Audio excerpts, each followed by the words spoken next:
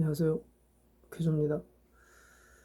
오늘은 제가 좀 극도로 보기 안 좋은데, 혹시 제 촬영을 기다리시는 분이 있나 해서 제가 좀 늦은 시간이지만 카메라를 켰습니다. 제가 하는 일이 디자인 일 쪽을 하다 보니까 좀 이렇게 고민하고 신경 쓰는 작업을 좀 하다 보면 목이 좀 많이 가라앉습니다. 좀 듣기가 거북하시더라도 이해를 좀 부탁합니다.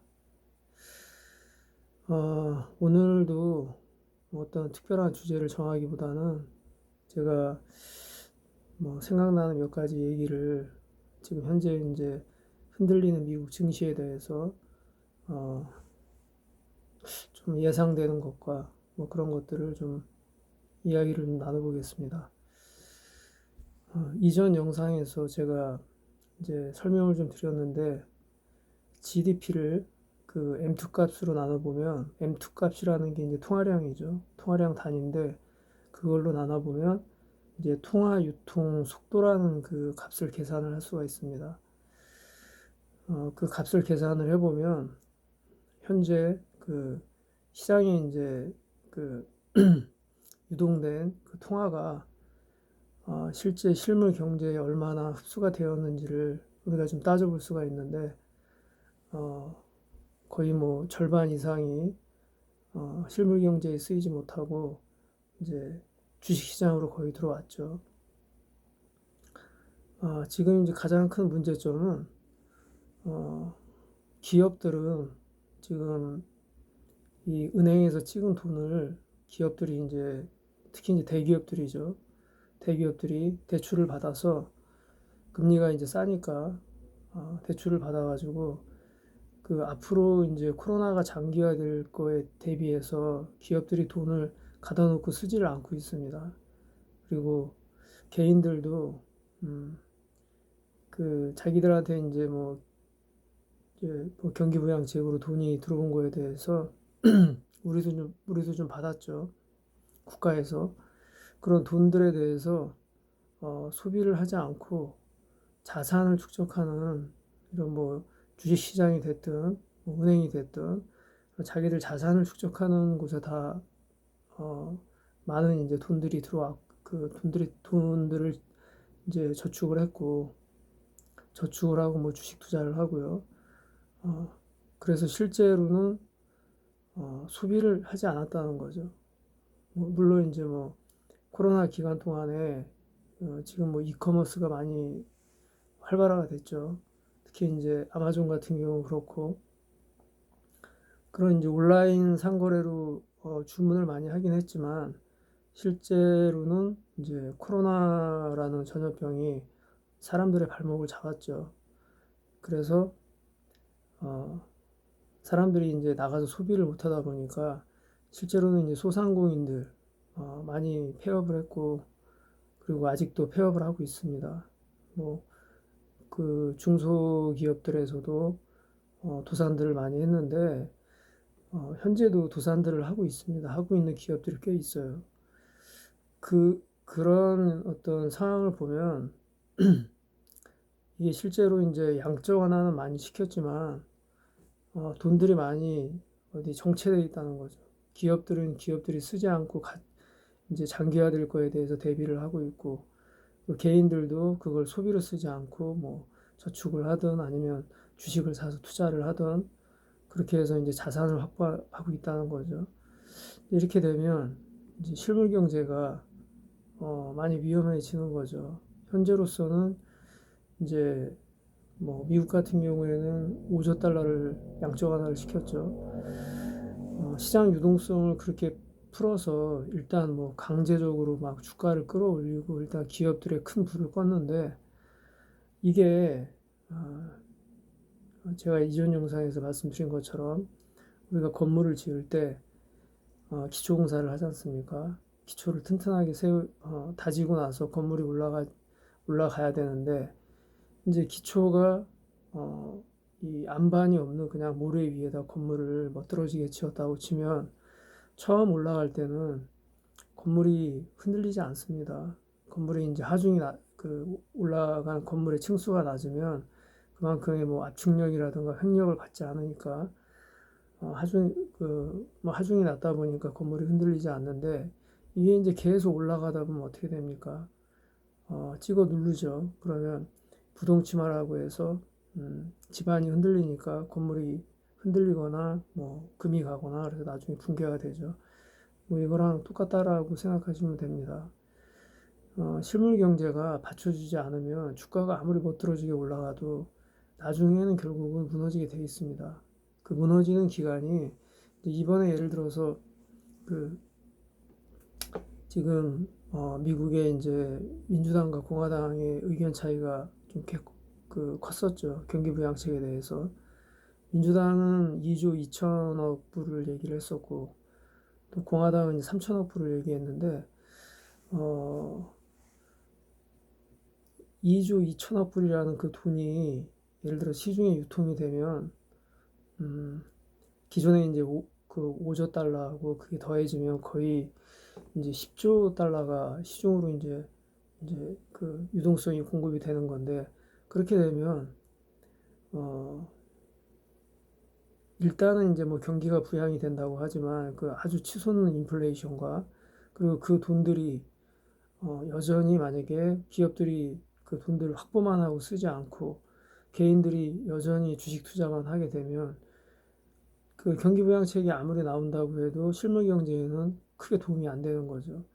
뭐 도움이 전혀 안 되는 건 아니지만 그 어떤 주가가 막 랠리를 타고 올라가는 그것만큼의 어떤 그 기초가 받쳐주지 못하니까 무너지게 돼 있는 거죠. 그게 이제 시점이 어느 때냐 그게 어떤 차이점일 뿐이지 결과적으로는 어, 경기가 장기적으로 침체될 수 있는 어떤 그런 상황인 거죠. 어, 때문에 이제 아마 공화당에서는 이제 어, 미래를 보고 일단은 이제 뭐 3천억 불 정도를 얘기한 것 같은데 이게 이제 갭이 너무 크다 보니까 결국 이제 공화당 내에서도 1조 5천억 불 얘기가 나온 거죠.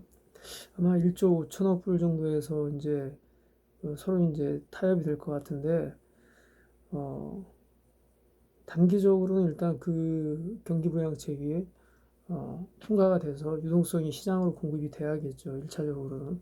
뭐 사람이 너무 배고프면 일단 먹고 봐야 되지 않습니까? 그거랑 마찬가지로 일단 이제 시장이 배고프니까 일단 공급을 해줘야겠죠. 하지만 이제 그게 장기적으로 봤을 때 분명히 여러 가지 우리가 충분히 이성적으로 생각해 볼 수 있는 거죠. 여러 가지 이제 경기 침체를 부를 수 있는 너무나 많은 요소들이 저는 보입니다. 그리고 사면 초과가 된 것 같아요, 지금은. 이제 경기 부양책으로 돈을 안 풀 수도 없고 풀자니 그거 늘어나는 인플레이션을 감당하기가 쉽지가 않고 그리고 물론 이제 뭐 기축통화이기 때문에 이 달러는 이제 외국으로 인플레이션을 수출을 할 수가 있는데 그것도 이제 한계가 있다는 거죠. 그리고 금리를 좀 올려서 이 통화된 그 돈을 유동성을 좀 회수를 하고 싶어도 금리를 올리게 되면 이제 또 어떻게 됩니까? 가뜩이나 돈은 통화된 만큼 실물 경제가 좋지 않은 상황에서 소비까지 줄어드는 거죠. 은행으로 돈이 들어오고 사람들이 이제 또 이제 주식 투자도 하고 은행에 돈도 집어넣고 결국은 이제 실질적으로 소비가 줄어들게 되는 거죠. 그렇게 되면 이제 뭐 실제로 이제 그렇게 뭐 통화 정책을 쓸 때 연준에서 연준에서 쓰는 통화 정책이라는 게 금리 정책인데 그 어떤 시장에 뭐 금리를 낮춰가지고 시장에 유동성을 공급하고 또 금리를 올려서 유동성을 다시 회수하고 그런데 금리 정책을 하는 거죠. 지금은 이제 미국의 재정 정책이 한 번 더 필요할 때죠. 지금 이제 우리나라 같은 경우에는 이 정부에서 직접 돈을 뭐 다 이렇게 뭐 어떤 본인들이 정하지 않습니까? 이번에는 뭐 소상공인한테 돈을 직접 주겠다라든가 뭐 이런 식으로 정부가 직접 자기들이 이제 돈을 공급을 직접적으로 해주면 이제 그게 이제 재정 정책인데, 미국의 이제 경기 부양책이 이번에 다시 통과가 돼서 그런 이제 어, 이 공급을 시켜줘야겠죠. 기업이든 어디든 직접 이제 공급을 해줘야 되는데, 그게 1차적으로 통과가 돼야만 주식시장이 어, 어떤 상승의 어떤 그런 모멘텀을 다시 가질 수 있을 것 같고요. 다만 이제 제가 계속 걱정스럽게 말씀드리는 거는 그런 상승의 모멘텀이 어느 정도 좀 서로 뭐 5대 5가 됐든 섞여가지고 이게 실제 실물 경제가 어느 정도 따라오면서 가져가면 우리가 안심을 하고 이제 이 투자를 좀 이어갈 수가 있겠는데 그런 부분이 좀 많이 흑사진으로 보인다는 거죠. 그러니까 그 침체 기간이 생각보다 좀 길 수가 있다. 그리고 우리가 선물 시장을 보면 어, 뭐 구리가 됐든 이런 이제 그 산업 소비재죠. 이런 원재료를 보면 많이 떨어지고 있습니다. 지금도. 근데 이제 구리값이 특히 이제 많이 구리값도 그렇고 뭐다 이제 거의 폭락 수준으로 떨어지고 있는데 이런 산업 원재료가 떨어진다는 거는 실물 경제를 그대로 보여주는 거거든요. 떨어진다는 거는 되게 이제 좀 아주 좀 뭐라고 해야 되나 좀 스산하죠. 뭔가 좀 이렇게 좀 생각보다 섬뜩하다고 할까요? 진짜 실물 경제가 많이 좀 위태롭구나라는 그런 짐작을 충분히 할 수 있습니다. 그래서 이제 그 우리가 그러면은 지금 미국 주식을 어떻게 대해야 되느냐? 자, 저는 이렇게 생각합니다. 여러분들이 언제 시점에서 들어왔는지는 제가 잘 모르겠지만, 물론 각자마다 다 다를 텐데, 아마 대부분은 이제 미국 주식이 랠리를 막 받고 있을 때, 상승 랠리를 받고 있을 때, 그때 이제 많은 분들이 추격 매수하는 그 시기에 들어왔을 거라고 보는데, 이번 하락장에서 여러분들이 만약에 이런 걸 처음 경험하신 분들이라면 제 얘기가 좀 도움이 될 것 같아요. 뭐 저를 아는 사람은 사실 뭐 주식 전문가나 경제 전문가가 아니기 때문에 단지 주식을 미국 투자를 여러분들보다 훨씬 빨리 했었던 사람으로서 이제 제 경험에 의해서 말씀을 드리는 거지. 제가 무슨 뭐 저의 어떤 그 말씀을 가지고선 그걸 전적으로 가이드를 삼아서 주식 투자를 할 필요는 없습니다. 뭐 저보다 똑똑한 유튜브들이 많이 계시니까. 어, 근데 이제 제가 제 경험상으로 이제 우리가 투자를 해야 되는 지금 이 하락장 상황에서 여러분들이 꼭 기억해야 될 거는 뭐냐 하면, 자, 이 랠리를 막 받고 상승장에 이때, 이 우리가 이제 급하게 막 서둘러서 주식을 매수를 하죠. 그렇게 되면 막 이제 수익률이 올라가지 않습니까? 여러분들이 어떤 좋은 투자 마인드를 가지고 기업에 대한 장기 투자의 그런 기업의 밸류에이션을 직접 다 따져보고 이 기업에 대한 확신과 해서 이제 그런 뭐 랠리를 받았다고 하면 그건 뭐 더없이 좋은 겁니다. 하지만 여러분들이 그냥 어떤 그 일말의 투기적인 마음으로 그냥 기업에 투자를 했어도 기업을 잘 모르는 상태에서 여기다 투자하면 돈 벌 거야 라는 마음으로 이제 투자를 하시게 되면 이런 하락장에서 견디기가 어렵습니다. 그래서 그 이 랠리를 받는 상황에서 이제 여러분들이 투자를 하게 되면 수익이 생기지 않습니까? 그러면 그 수익이 생기는 부분에 대한 이 기관들이 또 무슨 뭐 헤지펀드 또 공매도 이런 사람들이 다 기다리고 있습니다. 이런 기관들이 기다려서 그 수익이 올라온 만큼 이들이 수익 실현을 합니다. 수익 실현을 하고 지금이 딱 이 그 기관들 세력들이 뭐 기관 세력도 그렇고 또 뭐 글로벌 연기금 뭐 이런 기관도 그렇고 헤지펀드도 그렇고 전부 다 지금 수익 실현을 하고 있는 거예요. 지금 이 조정 상태가 수익 실현을 하고 있는데 지금 아주 크게 하고 있는 거죠.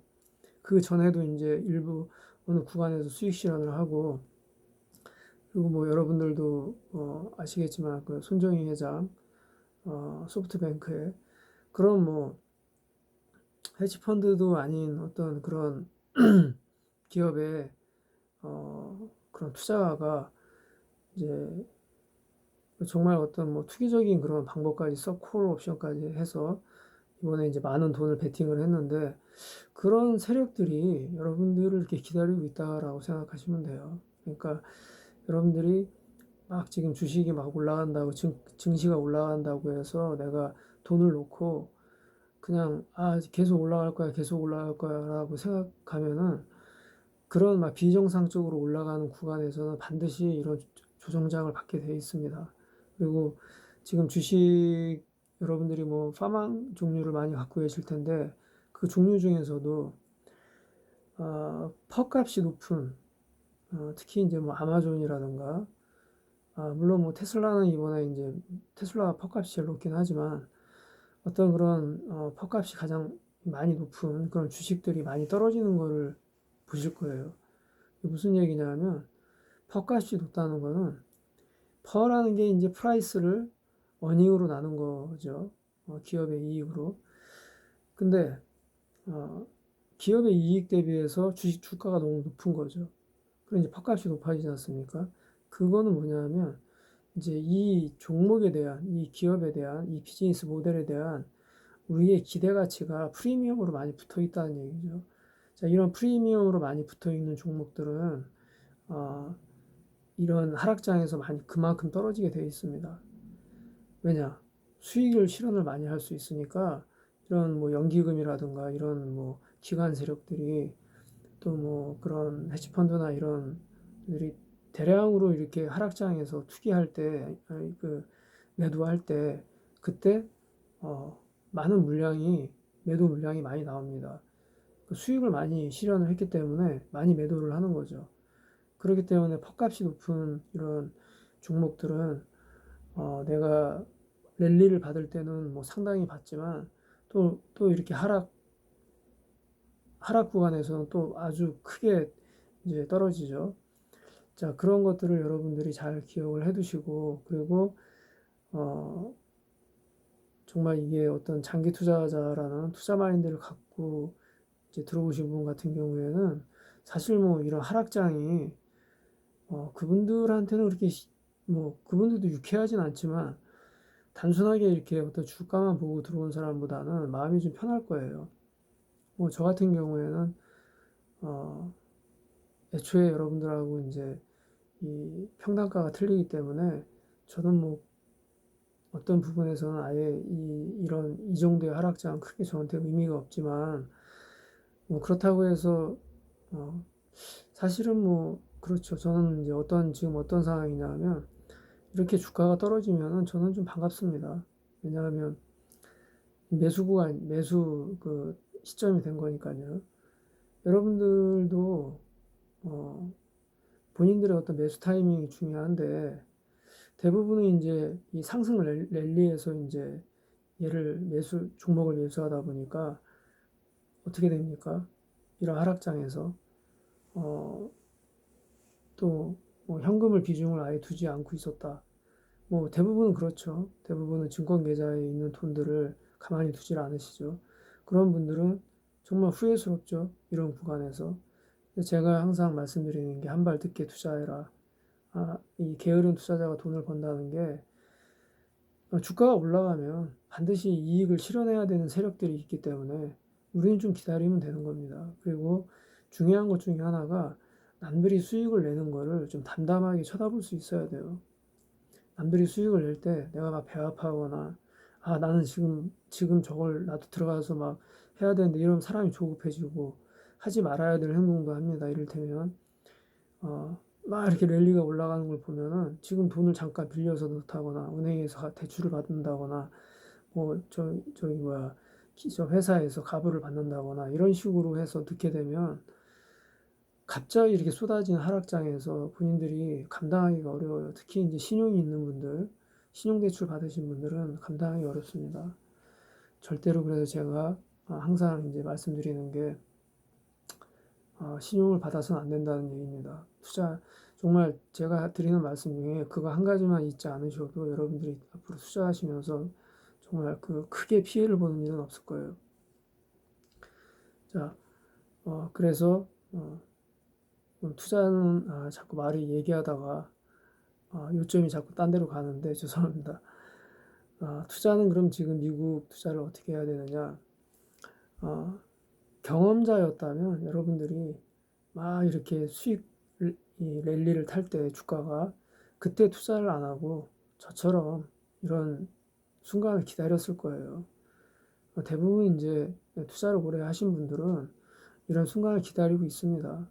그냥 남들이 수익을 낼 때 그냥 담담하게 쳐다보는 거예요. 보고 이런 이제 하락장을 기다리는데 뭐 이렇게 큰 하락장이 아니더라도 뭐 적당한 하락장이 왔을 때 그때 이제 사는 겁니다. 그때 조금씩. 그리고 이제 이렇게 이제 하락이 크게 이어지는 구간에는 전부 다 매수 구간이죠. 이렇게 기다렸던 사람들은 그때 다 매수 구간입니다. 하지만 이제 이 주식의 고수라고 하는 고수와 고수가 아닌 사람의 차이는 주가가 올라갈 때는 차이가 없어요. 근데 주가가 떨어질 때는 거기서 이제 차이가 납니다. 뭐 저는 뭐 제가 고수라는 얘기가 아니라 고수인 분들과 고수가 아닌 분들의 차이는 하락장에서 나옵니다. 일단 주식에 투자를 오래 하신 분들은 현금 비중을 많이 갖고 있습니다. 왜냐? 하락장에서 사야 되니까. 예, 하락장은 반드시 옵니다. 이 하락장이 어떤 편차가 있을 뿐이지 항상 주식은 이렇게 언듈레이션이 있기 때문에 이렇게 올라가는 구간이 아니라 떨어지는 구간에서 그때 주식을 매수하는 거죠. 그러니까 그거를 여러분들이 잘 좀 기억을 하시고, 그리고 현재 그 시점은 그 외신에서 보니까 9월에서 10월 10일 정도까지 주가가 아주 지속적으로 하락을 할 것이다라고 이제 예상을 했는데, 이전 영상에서 제가 드린 말씀이랑 같죠. 제가 10월 초까지는 주식이 많이 떨어질 것 같다라고 저도 이제 예상을 했었는데, 이렇게 주식이 이런 식으로 주가가 떨어지게 되면 중간중간에 소량으로 분할 매수를 하세요. 이 주식시장에 아주 유명한 말이 있죠. 무릎에서 사서 어깨에서 팔아라. 그 얘기는 바닥이 어딘지 모른다는 얘기입니다. 그리고 제일 꼭대기가 어딘지 모른다는 얘기죠. 지금이 바닥일 수도 있고, 지금 더 내려갈 수도 있고, 예, 제 생각에는 더 내려갈 것 같은데, 그건 뭐 제 생각이죠. 그리고 월가에서 그렇게 예측을 했다고 해서 월가가 다 맞히는 게 아닙니다. 뭐 많은 애널리스트들이 이 오판을 많이 하잖아요. 그러니까 그거는 내가 이제 주식이 이렇게 아래로 떨어지는 어느 구간에서 자기만의 그런 수치가 좀 있어야 돼요. 나는 5% 정도 떨어졌을 때 주식을 어느 정도 매수를 할 것이다. 아니면 나는 10% 구간에서, 마이너스 10% 구간에서 어느 정도 매수를 할 것이다. 어떤 그런 어떤 자기만의 그런 그 루틴이 있어야죠. 그래서 이제 분할 매수를 좀 하시고, 그리고 연기금에서 아직 글로벌 연기금에서 아직 주식 매도를 한 것 같지는 않습니다. 좀 이거보다 좀 더 떨어질 것 같은데 그때를 대비해서 지금 이제 조금 매수하시고, 그때 이제 또 출렁이면 또 매수하시고, 그리고 대선 전까지는 주가가 이런 식으로 계속 그 예쁘지 않은 모습으로 이어질 것 같습니다. 그러니까 대선 전에 제가 설명드렸지만 대선에서 뭐 바이든이 되든 트럼프가 되든 아마 1차적으로 조정을 받습니다. 그리고 대선에서 만약에 바이든이 되면 2차적으로 또다시 조정을 받을 겁니다. 그때를 생각해서 또 현금을 좀 보유하고 계시다가 그때 또 분할 매수하시면 되고요. 그리고 제가 걱정스러운 거는 사실 지금의 이 하락장이 아니라 실물 경제가 실물 경제와 지금 제가 계속 말씀드린 3연초가 됐다. 연준에서 지금 너무나 많은 힘을 발휘를 했는데 그 힘을 발휘를 한 게 주가에는 좋은 영향을 미쳤지만 결과적으로 실물 경제에 흡수가 별로 되지 않았다. 이게 제가 생각하는 이제 미국 시장의 좀 흑사진인데, 자, 그러면 저는 이제 미국 시장을 어떻게 보느냐. 저는 미국은 미래에도 여전히 산업의 심장으로서 세계를 선도할 나라라고 생각을 하고요.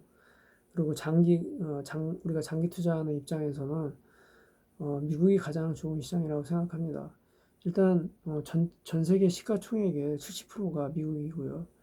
우리나라 같은 경우는 1% 정도 내외밖에 안 됩니다. 정말 우리나라 작은 시장이에요. 그렇기 때문에 미국을 투자하는 거는 저는 여러분들이 미국 투자를 하는 거는 선택을 잘하셨다고 저는 생각합니다. 그리고 뭐 요즘에 그 이머징들 중에서도 특히 이제 뭐 베트남에 투자하시는 분들도 많고 또 지금 뭐 중국이라든가 뭐 이런 그 중국 같은 경우는 지금 어떻게 보면 뭐 미국의 그 패권을 중국에서 가져간다라고 그런 얘기가 나올 정도로 이제 하는데 저는 사실 그 부분에 대해서는 어, 그 부분은 제가 나중에 다른 영상으로 한번 말씀을 드리겠습니다. 또 이게 너무 길어지니까 저는 뭐 미국이 중국에게 패권을 뺏길 이유가 없다라고 저는 생각해요. 그리고 중국에 투자하는 거는 저는 좀 위험하다라고 좀 봅니다. 어, 요즘에 이제 달러가 계속 약달러로 가고 있는데 오늘은 제가 달러 얘기까지 하고 어, 달러 얘기는 다음 영상에 그럼 찍고요. 오늘은 제가 테슬라랑 니콜라 얘기를 잠깐 해보겠습니다. 제가 이전 영상에서 그 테슬라의 그 배러리 데이가 테슬라한테는 이 후재일 수도 있고 악재일 수도 있다라고 말씀을 드렸죠.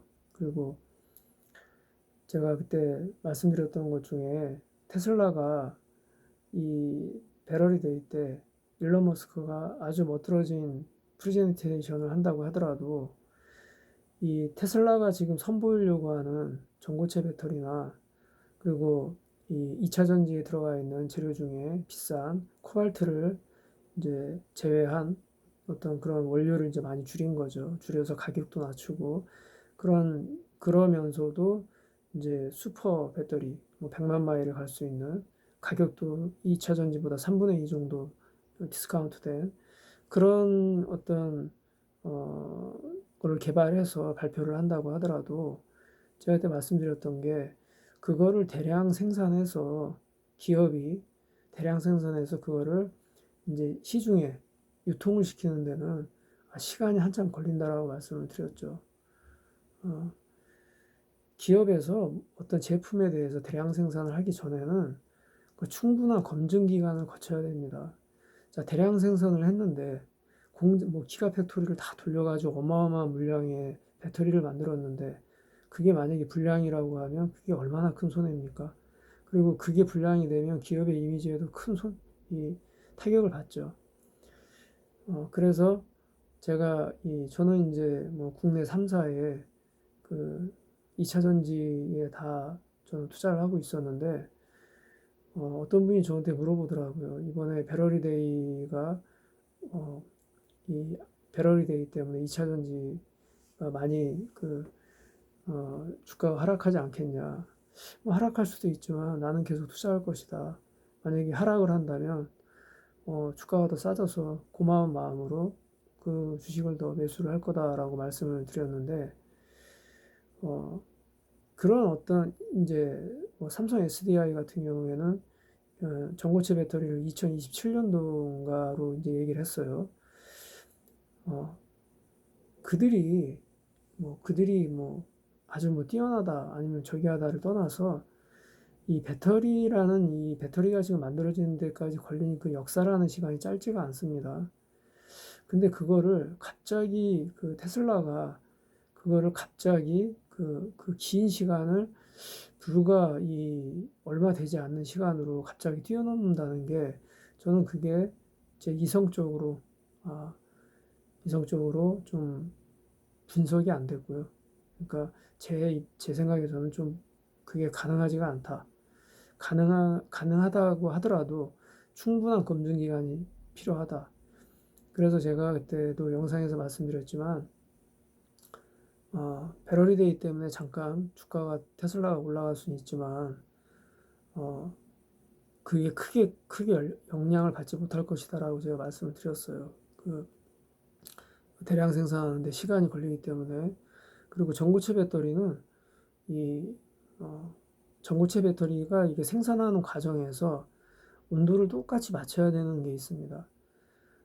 그러기 위해서도 테슬라가 그런 부분에 대한 설비 투자에 대해서 돈을 또 막대하게 지출을 해야 됩니다. 그런 여러 가지가 있죠.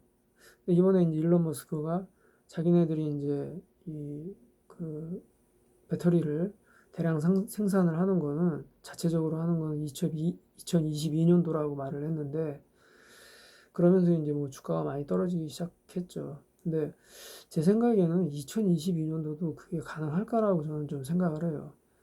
아마 그때도 제 생각에는 테슬라가 직접적으로 뭐 지금의 파나소닉과 어, 지금 뭐 LG화학하고 파나소닉하고 또 한 회사가 있죠. 이렇게 이제 테슬라의 배터리를 공급하고 있는데 그런 그 회사하고 어떤 협력 관계를 갖지 않고 테슬라가 독자적으로 하는 건 저는 제 생각에는 좀 어렵다라고 보는 거예요. 2022년도도 아마 제가 볼 때는 좀 희망사항이 아닌가. 그래서 제가 말씀드리고 싶은 거는 그거죠. 뭐냐면 주식 투자를 하시면서 여러분들이 이성적으로 좀 생각을 했으면 좋겠어요. 그러니까 뭐 어떤 이 주가를 끌어올리려고 하는 그 많은 노력들이 있죠. 뭐 최근에 일론 머스크 같은 경우에도 오늘 그 트윗에 올린 거 말고는 그 전까지는 아주 환상적인 그런 배럴리데이가 될 것이다라고 했지만 결과적으로는 지금 뭐 주가가 다시 올라가고 있는지 모르겠어요. 지금 지금 뭐 미국에서 한참 이제 그 뭐 일론 머스크가 지금 프리젠테이션을 하고 있을 수도 있는 시간인데, 그래서 뭐 어떻게 다시 올라가고 있는지 모르겠지만 투자를 하시면서 어떤 그런 퍼포먼스, 뭐 실제로 이게 뭐 생산화가 된 것도 아니고 그런 어떤 퍼포먼스나, 그리고 이제 막 주가를 끌어올리는 어떤 그런 뭐 노력하는 저기가 있죠. 아크 인베스트먼트의 캐서린 우드. 그런 어떤 사람들의 말을 듣고 그런 뭐 기사를 본인들이 봤던 아니면 유튜브 내용을 봤던 간에 거기에 내가 투자를 하는 거는, 그거는 사실상 투자라기보다 약간 투기성에 가깝다라고 보는 거예요.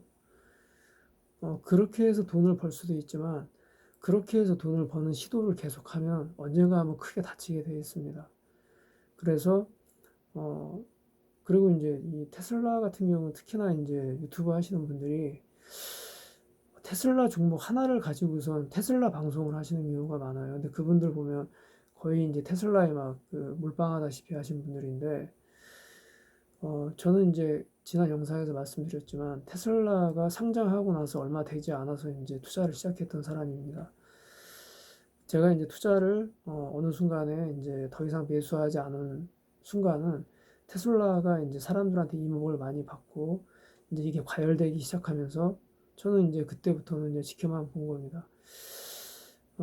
그 이유는 그런 거죠. 뭐냐면 날아가고 있는 새를 제가 굳이 잡을 필요가 없죠. 지금 잘 날아가고 있지 않습니까? 그리고 주식 투자를 오래 한 사람들, 흔히 이제 본인들이 고수라고 하는 사람들은 종목을 어, 본인들이 어떤 진짜 이게 막 노다지다 하는 그런 종목이 있을 거 아니에요. 이게 잘 되면 그 내가 정말 큰 돈을 벌 수 있을 것 같다라고 하는 그런 종목은 이미 날아간 종목이라고 생각을 하지 않습니다. 그렇기 때문에 어, 여러분들이 그때도 제가 말씀드렸지만 지금 테슬라는 앞으로도 시련이 많다. 앞으로도 실제로 본인들의 어떤 뭐 갖고 있는 여러 가지 이제 그 기존의 그 뭐 어닝이라든가 또 본인들의 데이터가 있지 않습니까? 거기에 비해서 기업의 어떤 실적이라든가 그런 거에 비해서 꿈이 너무 큰 거죠. 이걸 하나하나씩 다 보여줘야 되는 입장에 서 있어요, 테슬라는. 어떻게 보면 쫓기고 있는 거죠. 물론 모든 기업들이 쫓기지만 유난히 더 쫓깁니다. 또 일론 머스크 같은 경우는 또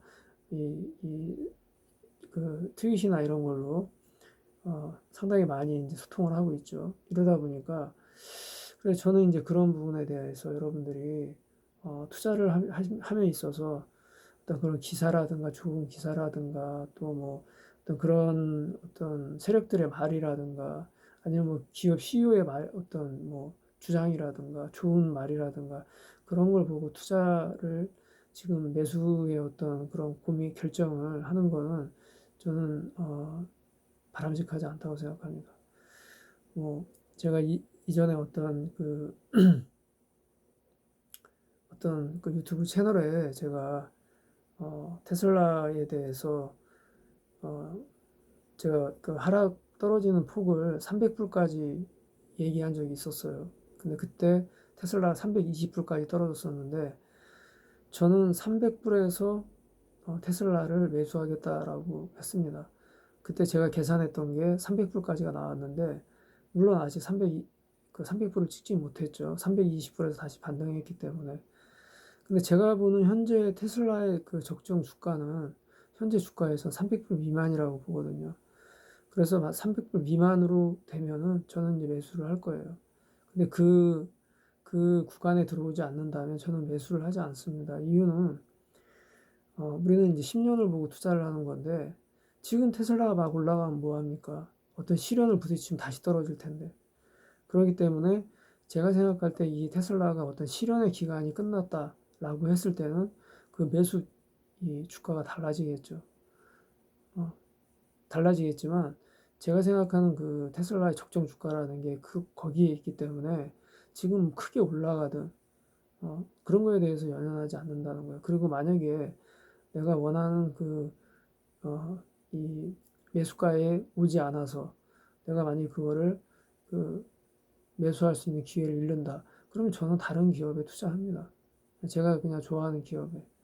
그래서 제가 여러분들한테 꼭 드리고 싶은 말씀은 한 기업에 너무 집착하지 말아라. 한 기업에. 그러면 여러분들이 계속 무리하게 고점에서 사게 됩니다. 시장이 넓고 좋은 기업이 많지 않습니까? 그래서 한 기업에 너무 집착하지 말라는 거고요. 테슬라는 아직도 거쳐야 될 시련이 많이 남아있다. 그러니까 어떤 그런 기사성, 뭐 퍼포먼스에 여러분들이 자꾸 이거를 뭐 단타 투자를 하면 상관이 없는데 장기 투자하실 분이라면 그렇게 서둘러서 그 테슬라를 막 매수하기 위해서 너무 무리는 안 하셔도 된다. 다시 이제 저점의 기회가 올 것이다라고 저는 보고 있습니다. 그리고 니콜라에 대해서 니콜라가 이제 밀턴이 사임을 했죠. 저는 니콜라 주주입니다. 그리고 니콜라의 그 지금 뭐 많은 하락을 했는데 아직까지 제가 그 매수한 그 금액에 그 위에 있지 아래 있지 않습니다. 저는 아직까지 마이너스가 아닌데 자, 니콜라가 이제 뭐 사기 판정을 받아서 그 저기가 되면 어, 상장 폐지가 되겠죠.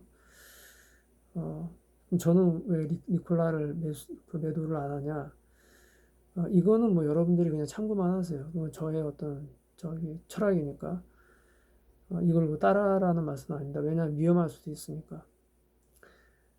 제가 테슬라를 처음 투자했을 때랑 지금 니콜라하고 상황이 테슬라가 똑같습니다. 어, 그 많은 그 공매도 어떤 그 기업들이 있죠.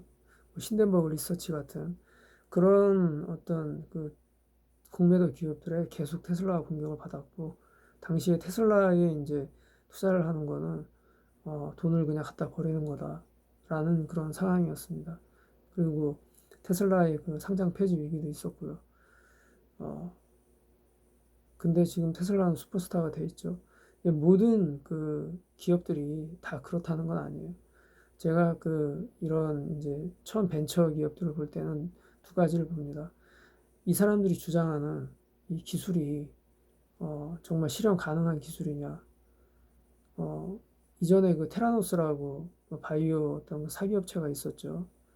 결국 이제 상장 폐지됐는데 그런 업체들은 기업들은 그 뭐 아주 실현 불가능한 거를 가능한 것처럼 얘기하니까 그런 기업들은 투자를 해서는 안 되죠. 하지만 니콜라가 얘기하는 수소차는 이미 뭐 현대나 이런 데 도요라에서 다 나오고 있고 그거에 대해서 니콜라는 이제 그 테슬라를 넘어서는 어떤 그런 이제 수소차를 만들려고 했던 거죠. 그리고 어떻게 보면 사업적인 서로 영역이 틀립니다. 전기차가 어떤 트럭을 생산하는 거에 있어서 좀 부하가 많이 걸려요. 그러니까 그 트럭은 크지 않습니까? 그거를 전기 배터리로 현재 기술로 하려면 아마 전기 배터리가 어마어마하게 크게 들어가야 될 텐데, 그래서 이 어차피 좀 이 서로 산업 영역이 좀 틀리다고 봐야 돼요. 같은 뭐 자동차이긴 하지만 어, 이 니콜라 같은 경우에는 이제 트럭 쪽으로 이제 저기 그 분산이 되는 거고, 이 테슬라 같은 경우는 거의 이제